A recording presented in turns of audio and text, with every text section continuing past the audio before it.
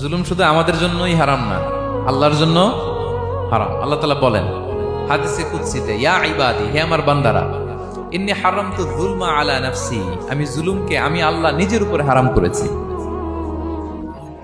ওয়া জাআলতুহু বাইনাকুম মুহাররামা, এবং এই জুলুমকে তোমাদের উপর হারাম করেছি। ফালা তাযালামু, তোমরা একে অপরের উপর জুলুম করো না। জুলুম শুধু আমাদের উপরই হারাম না, আল্লাহ নিজের উপরও হারাম করেছেন। তাহলে জুলুমের সাথে কি মুমিনের কোনো সম্পর্ক থাকতে পারে? পারে না। এবং আল্লাহ তাআলা কখনো কোনো বান্দার উপর জুলুম করেন না। ওয়া আন্নাল্লাহা লাইসা বিযাল্লামিন লিল আবিদ, তিনি তার বান্দার উপর জুলুম করেন না। কোনোভাবেই যেন জুলুম না হয়ে যায়, এজন্য আল্লাহ তাআলা কিয়ামতের দিন মাওয়াজিনাল কিসত, ন্যায়ের মানদণ্ড তিনি প্রতিষ্ঠা করবেন, যাতে একটু ভুল না হয়ে যায়, জুলুম না হয়ে যায়। আমরা মাঝে মাঝে যে দোকান থেকে বস্তায় বস্তায় চাল নিয়ে আসি না, চাল